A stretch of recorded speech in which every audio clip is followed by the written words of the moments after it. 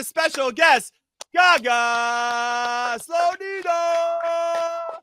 Yo, Gaga, what's up, man? Great to see you. Thanks for hanging out with us today. What's up, guys? Great to see you as well.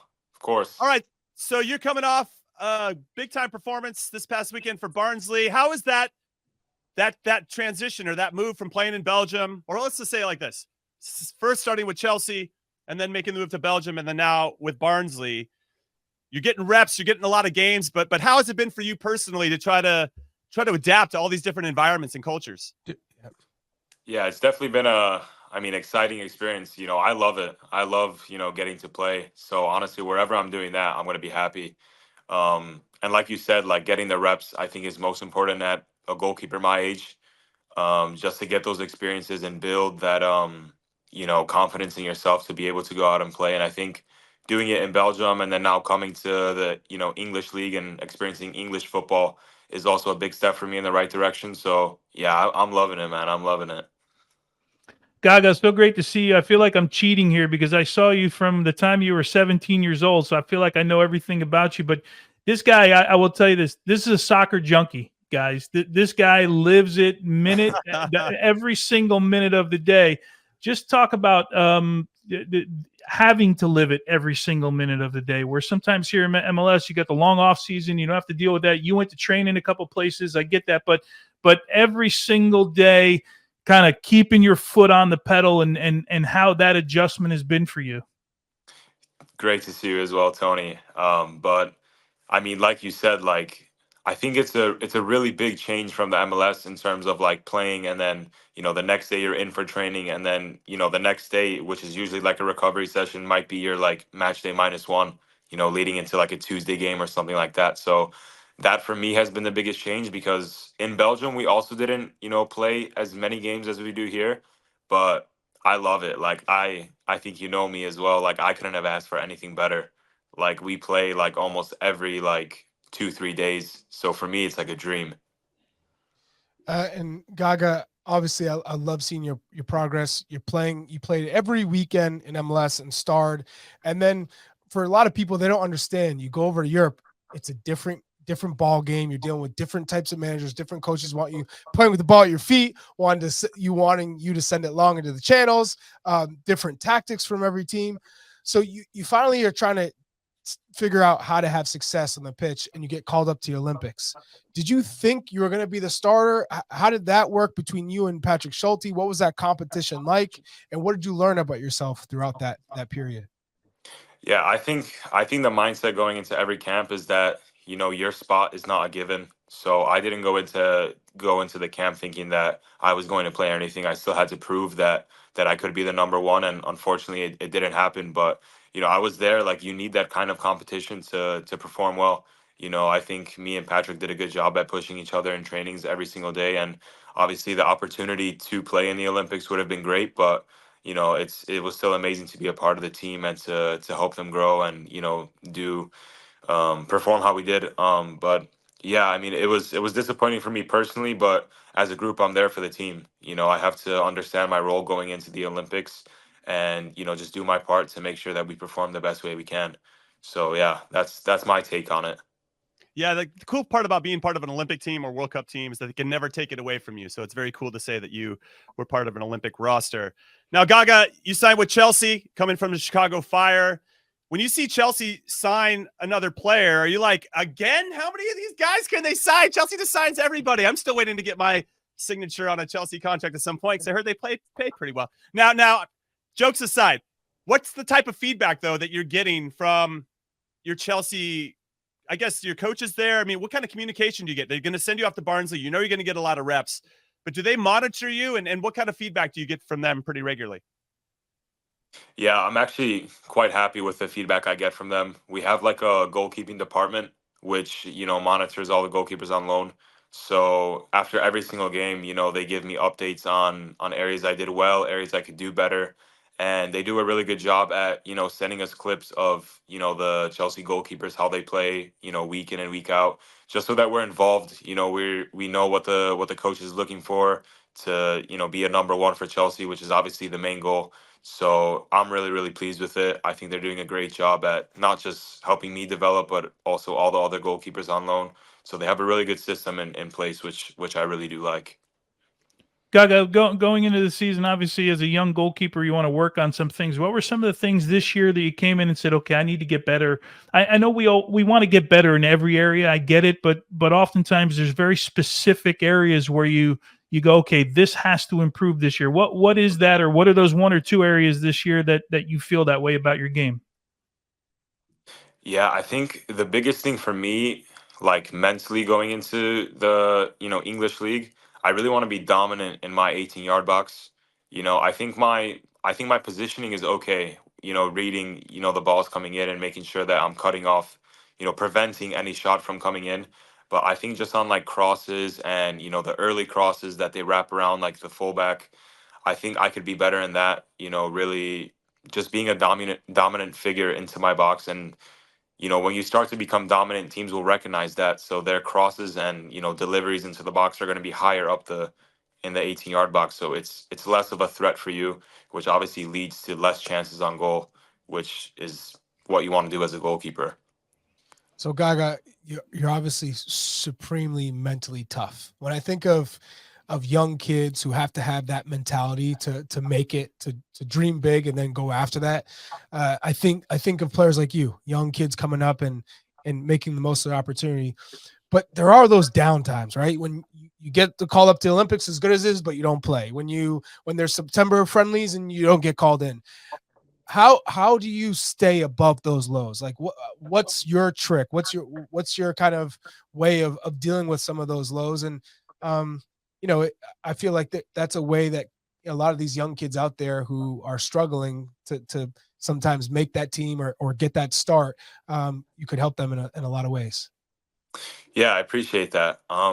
For me, it was always like I never really got too low. I never really got too high. I never really got too low. It was always like a medium ground.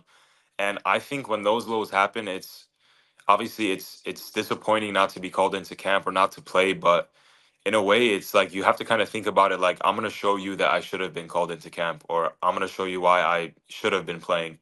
And I think that's just with your performances in the week. So for me it's just a quick turnaround, like okay, that happened, I can't do anything about it now.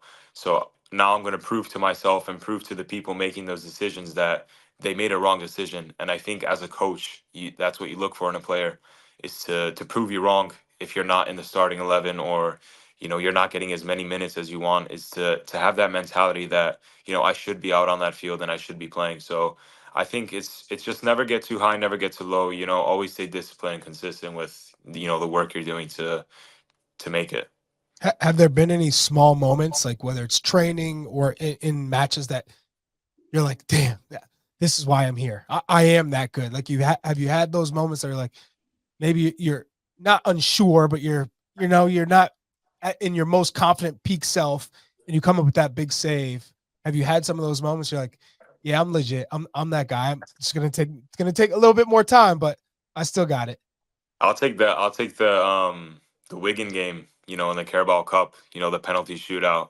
Like that was a sick feeling, man. I think you guys could see like after the penalty saves how good that feeling was. I think I have the trophy sitting right here is actually, so it's a good reminder to me just to keep going and get more of those, hopefully. So that's going to be something that stays with me forever. Good for you. Yeah, it was a good feeling to watch as well. Hey, who are the guys now that you look at and try and model some of your game? When you were 17 and coming up, you probably remember the article when people asked me, what I thought, and of course, your body type, your movements, everything that you were doing then reminded me of Gigi Buffon, and I said, don't compare him right now to Gigi Buffon, but of course, that's what everybody did. But I was just thinking movements, the way you go down, the way you kick a ball, like all those things kind of reminded me of him, and people took it to a completely different level. But is Gigi Buffon one of those guys? Is there someone now that you look at and say, like, I like, and I know we pick and choose from all different players, but who are the guys you're looking at now? I think like when I was in Belgium and I was talking with guys about this, like they always mentioned Neuer, especially the guys from Germany. Like they just talked about him being such a presence. Like they spoke about him in Germany like he's a god.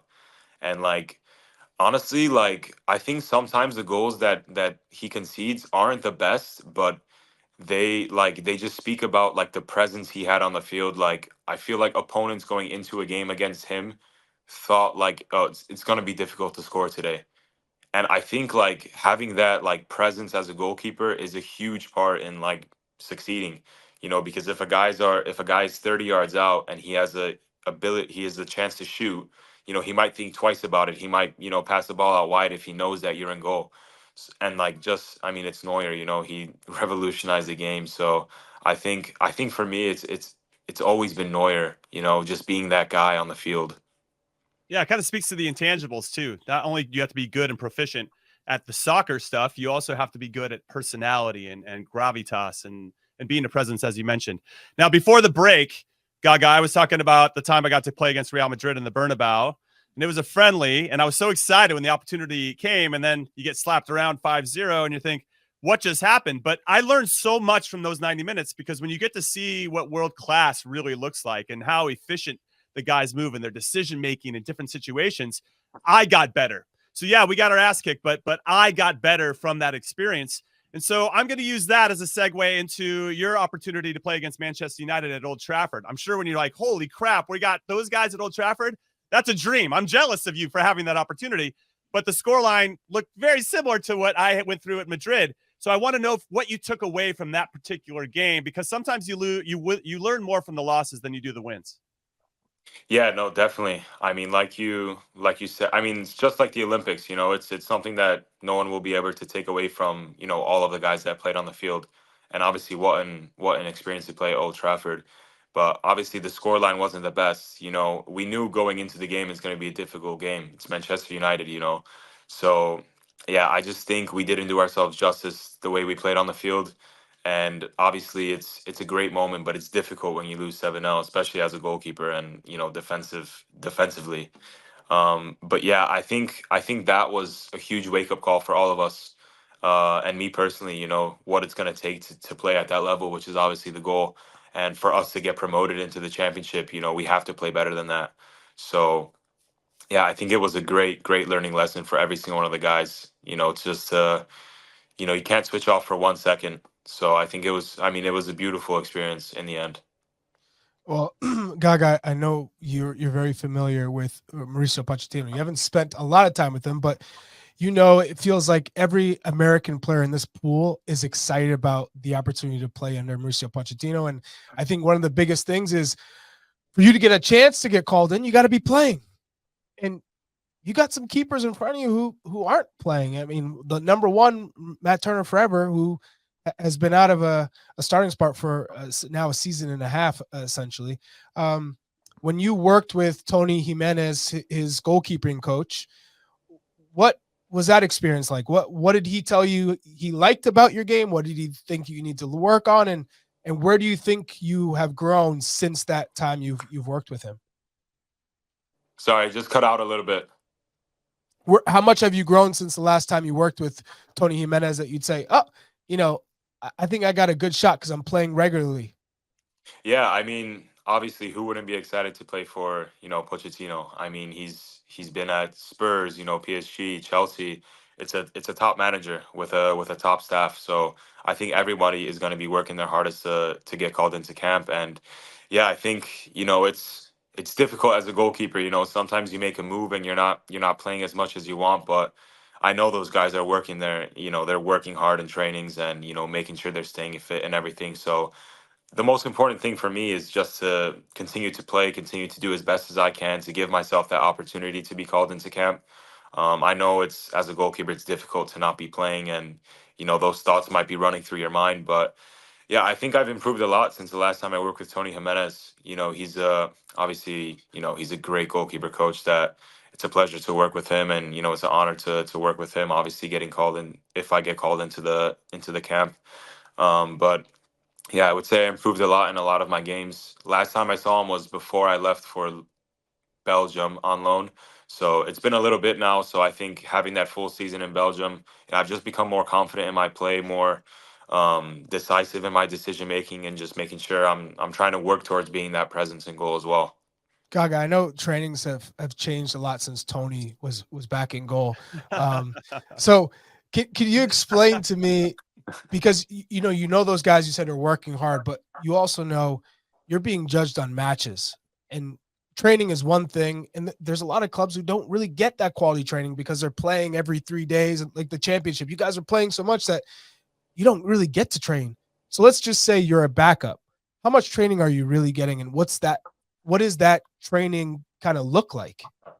Yeah, obviously you're being judged on matches because nothing can really replicate, playing in a game rather than training.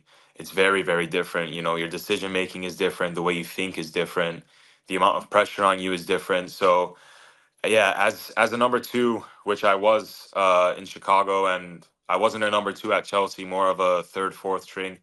But yeah, I think the work as a number two and as a third and fourth string is very different. You kind of can't really manage the amount of work you do. Whereas when you're a number one, you want to make sure that you're feeling the best for a game. So you're definitely getting a lot of reps in shooting, shooting drills, small sided games that the other lads who are not playing are also doing.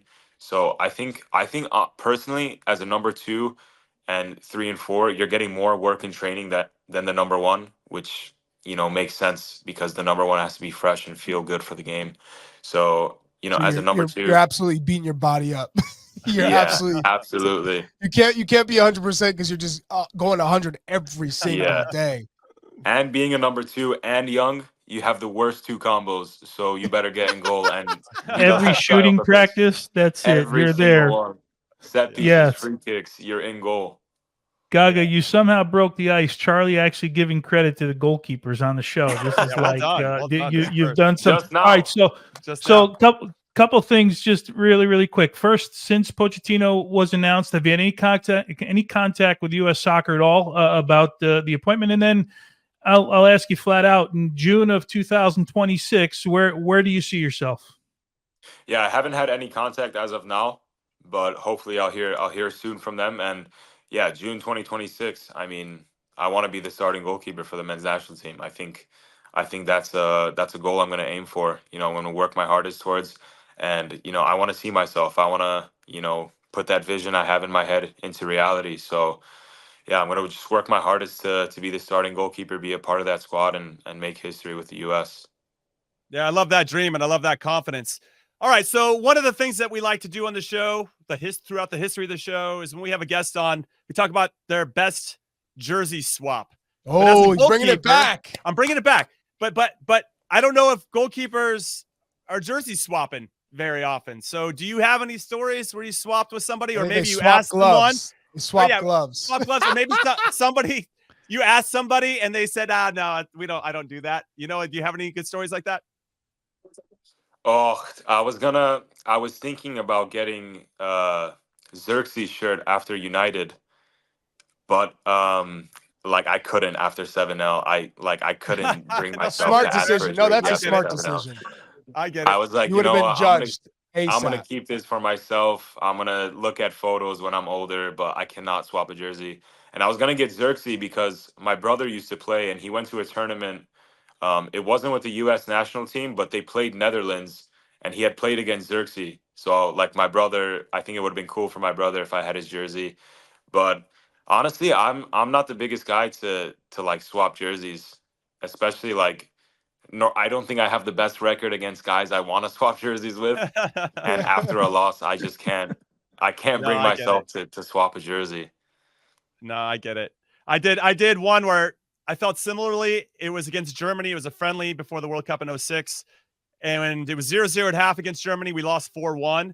And Michael Ballack, we just switched jerseys, and I got some grief from the coaching staff. We just got our ass kicked. Yeah. But I thought, okay, in the moment I'm going to take the heat, but later on I'm going to be excited that I got Ballack's jersey, and I do. Right. But now I've got the story where everybody was mad at me about it. So I think you ultimately made the right decision. That was a really long way of saying I think you made the right decision. Well, Gaga, thank you so much for your time. You've been excellent. Gaga. Good luck against Wickham this weekend. Continued success throughout the League One season, and we look forward to seeing you between the sticks for the U.S. in 2026. You're the man. Appreciate it, guys. Thank you. Thanks, Gaga. Gaga Slonina. That was awesome.